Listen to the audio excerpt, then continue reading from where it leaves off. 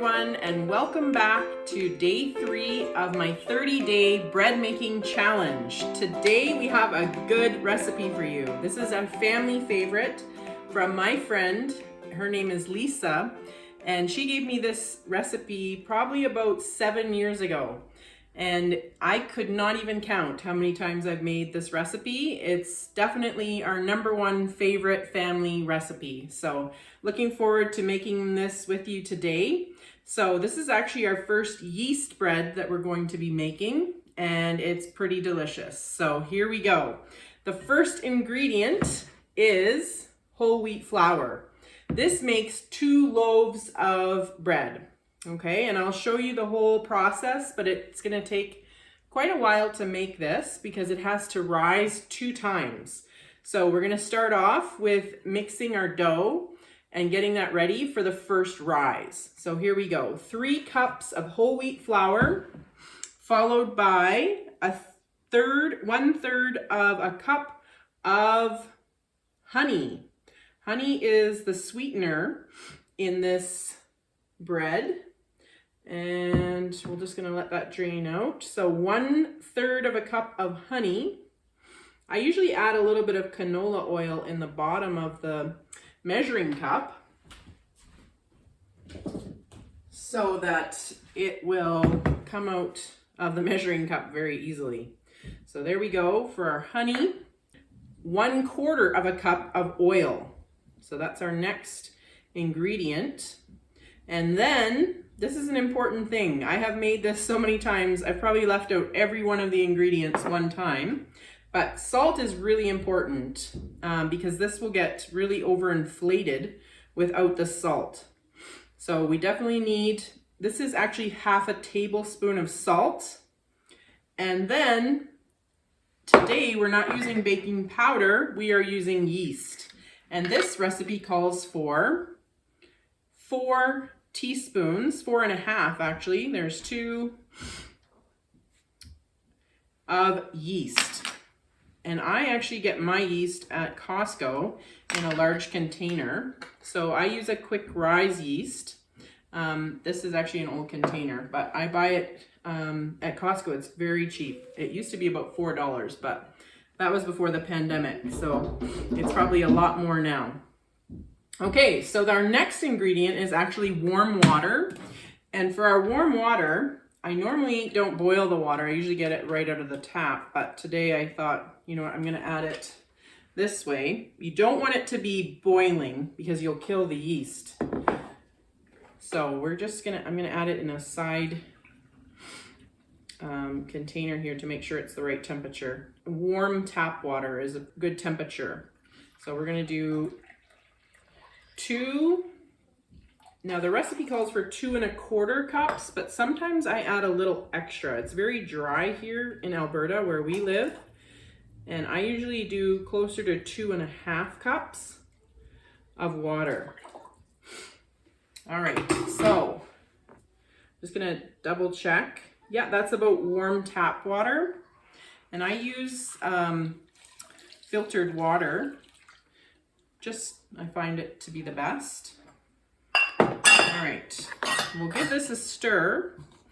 And then what I'm going to do is, once this is all incorporated, I am going to add the white flour.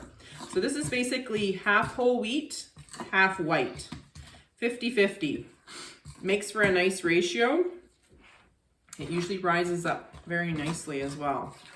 So once that's fully incorporated, I start to slowly add the white flour. So we'll do that now. I'm gonna dry that off a little bit. So basically, this should be approximately 3 cups of white flour. But again, during a drier time, you might be needing to adjust the flour a little bit. I will go ahead and add 2 right now, and then I'm going to slowly incorporate that last cup of flour.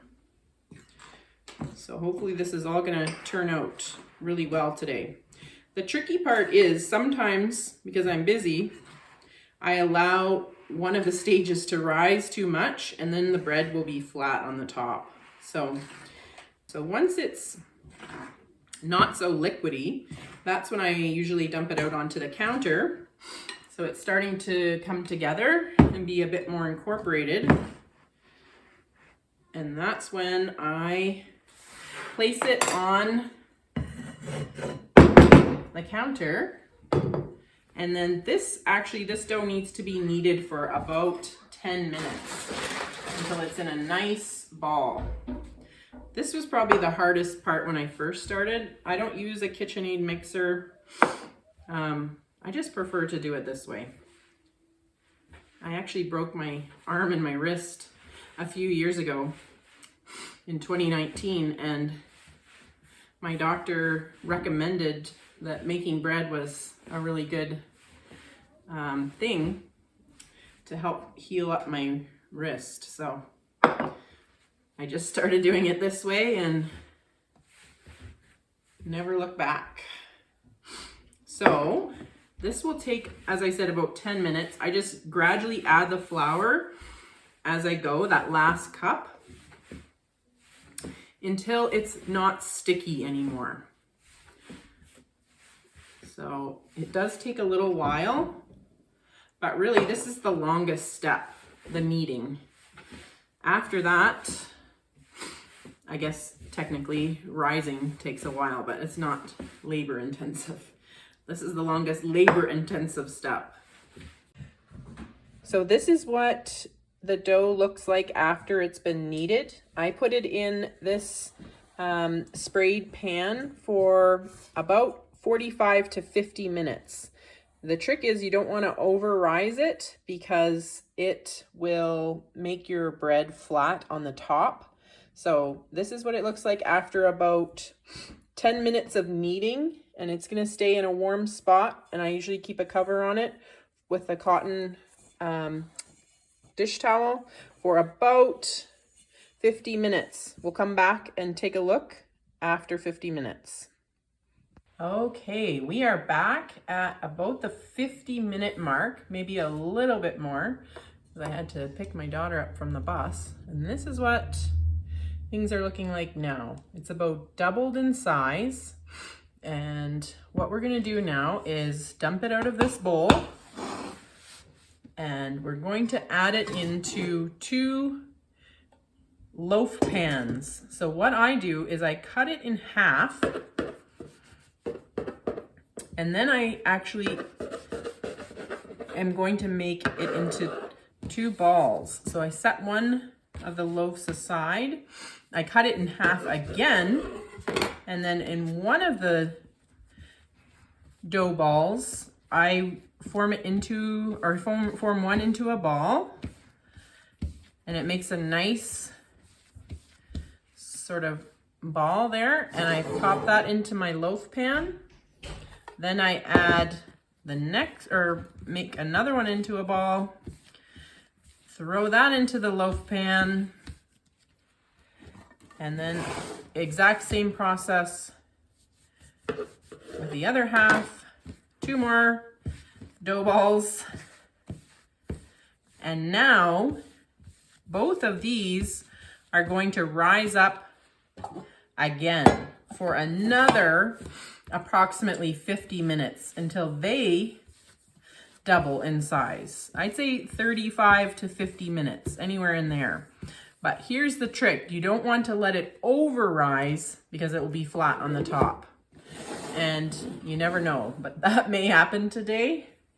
We'll have to see what happens. But we're gonna leave this for approximately 40 minutes, and then it will be baking time. Okay, so these loaves have been rising for approximately 50 to 55 minutes, and I'm gonna go ahead and pop these in the oven at 375 for about 30 minutes. So approximately half an hour at 375 for the final bake. And they smell really good right now. So hopefully they will come out nice and round and not flat on the top today. We'll see how it goes. We'll be back for the taste test at the end. All right, so we just got our bread out of the oven. The whole house smells delicious.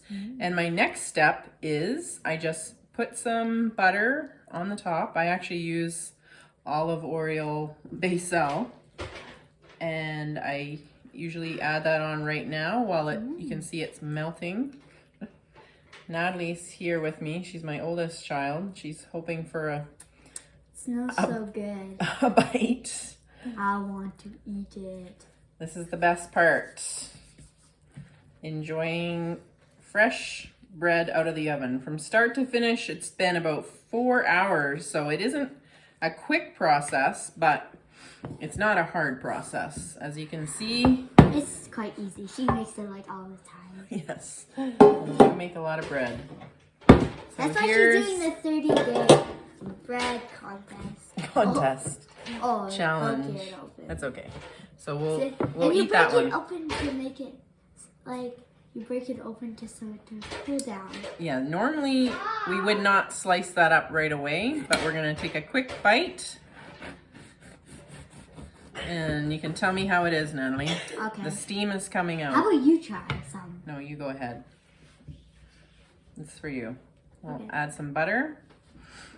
There you go. What do you think?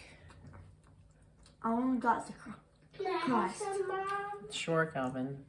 Okay, well, enjoy the last bites here.